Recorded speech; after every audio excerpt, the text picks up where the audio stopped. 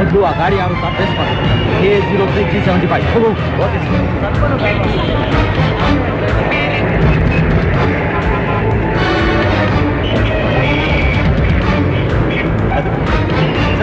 Sir engage ಇದೆ.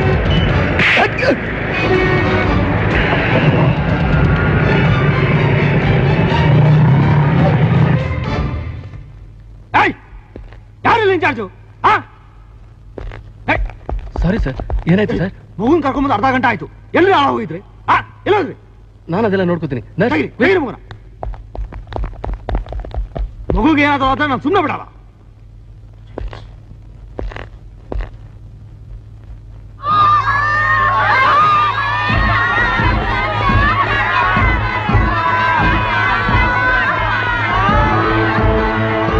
Sir ಏನಿದಲ್ಲ?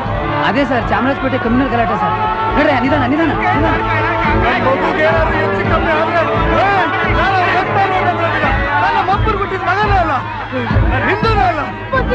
ಏನ್ ಬುದ್ಧಿ ಹಂಗೆ ಹೋಗ್ತಿದ್ದೀರಾ?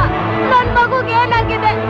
ಹೆಂಗಾರ ಮಾಡಿ ನನ್ ಮಗಿನ ಉಳಿಸ್ಕೊಡಿ, ನಿಮ್ ಕಾಲ ಬಿಟ್ಟು. ಅಯ್ಯೋ, ನಾನ್ ಏನಮ್ಮ ಮಾಡ್ಲಿ? ನಿಮ್ ಮಗು ಬೇಕಾಗಿರೋದು AB ಪಾಸಿಟಿವ್ ಬ್ಲಡ್. ಬಹಳ ರೇರ್, ಎಲ್ಲಾ ಕಡೆ ಹುಡುಕಿದ್ವಿ, ಎಲ್ಲೂ ಸಿಗ್ಲಿಲ್ಲ. ನಮ್ದು AB ಪಾಸಿಟಿವ್ ಬ್ಲಡ್.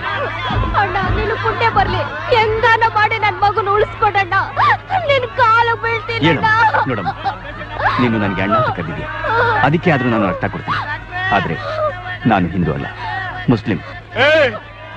ನನ್ ಮಗನಿಗೆ ಏನಾದ್ರೂ ಆಗ್ಬೇಕು, ಇಡೀ ಮುಸ್ಲಿಂ ವಂಶನ ನಿರ್ವಂಶ ಮಾಡ್ಬಿಡ್ತೀನಿ. ಸುಮ್ಮನೆಯ್ಯ, ನಾನು ನಿನ್ ಮಗನಿಗೆ ರಕ್ತ ಕೊಟ್ರೆ ಅವನ ಮನೆಯಲ್ಲಿ ಮುಸ್ಲಿಂ ರಕ್ತ ಹರಿದಿರುತ್ತೆ, ಆಗ ನೀನು ಅವನಿಗೆ ಸಾಯಿಸ್ಬಿಡ್ತೀಯಾ? ಸಾಕ್ ಸುಮ್ಮನೆರಯ್ಯ, ದೇವ್ರಂಗೊಬ್ಬ ಪುಣ್ಯಾತ್ಮ ಸಿಕ್ಕವ್ನೆ, ಅದನ್ನು ಹಾಳು ಮಾಡ್ತೀಯಲ್ಲ. ನೀನೊಬ್ಬ ಮನುಷ್ಯನ.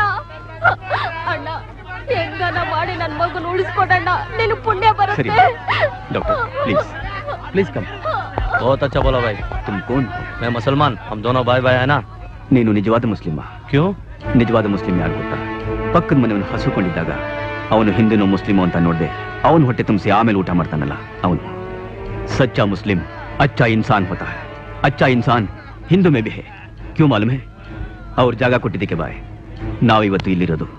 और एक बात याद रखो, सिर्फ मुस्लिम मुस्लिम भाई भाई नहीं, हिंदू हिंदू भाई भाई नहीं, हिंदू मुस्लिम भाई भाई है. समझे? Very good. ವೆಲ್ ಸರ್, ನಿಮ್ಮ ಹೆಸರೇನು? ಅಲ್ಲಾ ಬಕ್ಷ್. ನೋಡಿ, ನಾವು ಪಬ್ಲಿಕ್ ಸರ್ವೆಂಟ್ಸ್, ಅವ್ರ ಸೇವೆನೇ ನಮಗೆ ಗುರಿ. ಅದು ನಮಗೆ ಬೇರೆ ಯಾರು ಹೇಳ್ಕೊಡ್ಬೇಕಾಗಿಲ್ಲ. ನೀವೇ ಮೊದಲು ಬ್ಲಡ್ ಡೊನೇಟ್ ಮಾಡಿ ಹಿಂದೂ ಮುಸ್ಲಿಂ ಬಾಯ್ ಬಾಯ್ ಅನ್ನೋದಕ್ಕೆ ನಾಂದಿ ಆಗಿ. Yes sir. ಸರ್, ಕಂಟ್ರೋಲ್ ರೂಮಿಂದ ಕಾಲ್ ಬಂದಿತ್ತು. ಆಕ್ಸಿಡೆಂಟ್ ಮಾಡಿದ ಕಾರು ಮ್ಯಾಜಿಸ್ಟ್ರೇಟ್ ಅಂತೆ, ಅವ್ರನ್ನ ಅಲ್ಲಿ ಇರಿಸ್ಕೊಂಡಿದ್ದಾರಂತೆ. ತಮಗೆ ಈ ವಿಷಯ ತಿಳಿಸಿಬಿಡಿ ಅಂದರು. All right sir. Sir sir, ನೀವು ಅಶೋಕ್ ಕುಮಾರ್ ಅಲ್ವಾ ಸರ್? ಎಸ್. ಏನೋ ಎಷ್ಟು ದಿವಸ ಗಾಡಿ ಓಡಿಸ್ತಾ ಇದೆಯಾ? ಆಕ್ಸಿಡೆಂಟ್ ಆದ್ಮೇಲೆ ಗಾಡಿ ನಿಲ್ಸ್ಬೇಕು ಅನ್ನೋ ಬುದ್ಧಿ ಇಲ್ಲ ನಿಮಗೆ? ಸರ್, ನಾ ಗಾಡಿ ನಿಲ್ಲಿಸ್ಬೇಕು ಅಂತಿದ್ದೆ, ಅಷ್ಟೊಳಗೆ ಸಾಹೇಬ್ರು ಅರ್ಜೆಂಟಾಗಿ ಹೋಗ್ಬೇಕು ಅಂದ್ರು.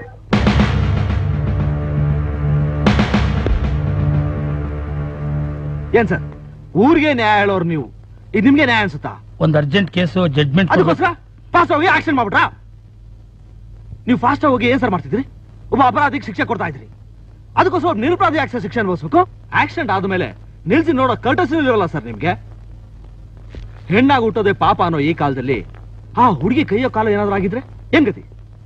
ಒಂದ್ ವೇಳೆ ನಿಮ್ ಮಗಳಿಗೆ ಏನಾದ್ರೂ ಆಗಿದ್ರೆ ಏನ್ ಮಾಡ್ತಿದ್ರಿ? ನಿಮ್ಗಿರೋ ಪವರ್ ಎಲ್ಲ ಉಪಯೋಗಿಸಿ ಊರೆಲ್ಲ ರಂಭರಾಮಣೆ ಮಾಡ್ತಿದ್ರಿ.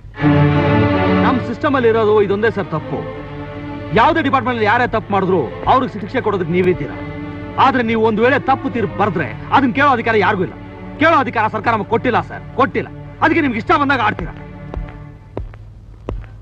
ಆದ್ರೆ ಯಾವಾಗ್ಲೂ ಹೀಗೆ ನಡೆಯುತ್ತೆ ಅಂತ ಅನ್ಕೋಬೇಡಿ. ರೈಟರ್ನ್ ಕರೀರಿ. Mister Ashok Kumar, I am sorry, extremely sorry. ಆ ಹುಡುಗಿಗೆ ಏನ್ ಹೆಚ್ಚು ಕಮ್ಮಿ ಆದ್ರೂ ನಾನು ನೋಡ್ಕೋತೀನಿ. ಎಷ್ಟೇ ಖರ್ಚಾದ್ರೂ ಪರವಾಗಿಲ್ಲ. ಐ ವಿಲ್ ಬೇರೆ believe me please. Okay sir, ನಿಮ್ ತಪ್ಪನ್ನು ನೀವು ತಿಳ್ಕೊಂಡ್ರಲ್ಲ ಅಷ್ಟೇ ಸರ್. ಕಮಿಷನ್ ಆಫೀಸಿಂದ ಫೋನ್. ಹಾ,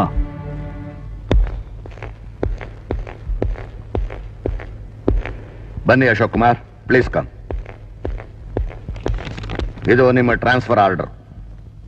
ಐ ಆಮ್ ಸಾರಿ ಸರ್. ಯಾಕೆ, ಏನಾಯ್ತು?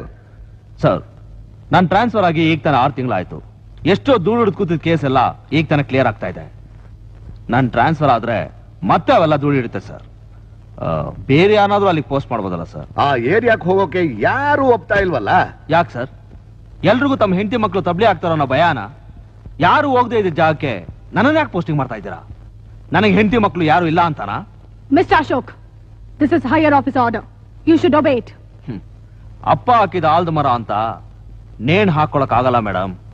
ಅಲ್ಲಿಗೆ ಯಾವ ಆಫೀಸರು ಹೋಗ್ತಾ ಇಲ್ಲ ಅಂದ್ಮೇಲೆ ನಮ್ ಡಿಪಾರ್ಟ್ಮೆಂಟ್ ಅಲ್ಲಿ ಏನೋ ಒಂದು ವೀಕ್ನೆಸ್ ಇದೆ ಅಂತ ಅರ್ಥ. ಅದು ಏನು ಅಂತ ಯೋಚನೆ ಮಾಡಿದ್ದೀರಾ? ಏನ್ ನಿಮ್ ಮಾತಿನ ಅರ್ಥ? Lack of security. ನಮಗೆ ಸೆಕ್ಯೂರಿಟಿ ಇಲ್ಲದೆ ಇರೋದು. ನೀವು ಪಿಸಿಗಳು ಏನ್ ಕೊಟ್ಟಿದ್ದೀರಾ? ಅದೇ 1947 ಕಾಲದ ರೈಫಲ್ಗಳು. ಒಂದು ಸಲ ಗುಂಡ ಆರಿಸಿ ಮತ್ತೆ ಲೋಡ್ ಮಾಡೋದಕ್ಕೆ ಅರ್ಧ ಗಂಟೆ ಟೈಮ್ ಬೇಕು. ಮತ್ತೆ ನಮಗೆ ಈ 6 bulletin revolver.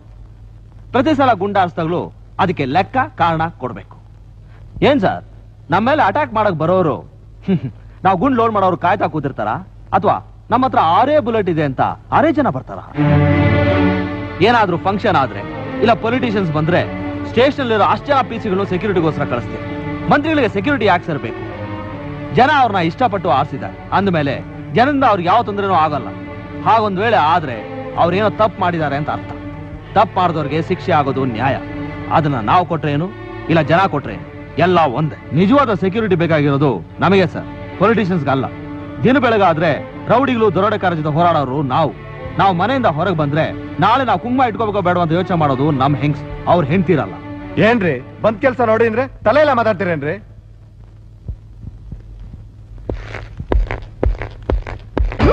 Mister Ashok Kumar,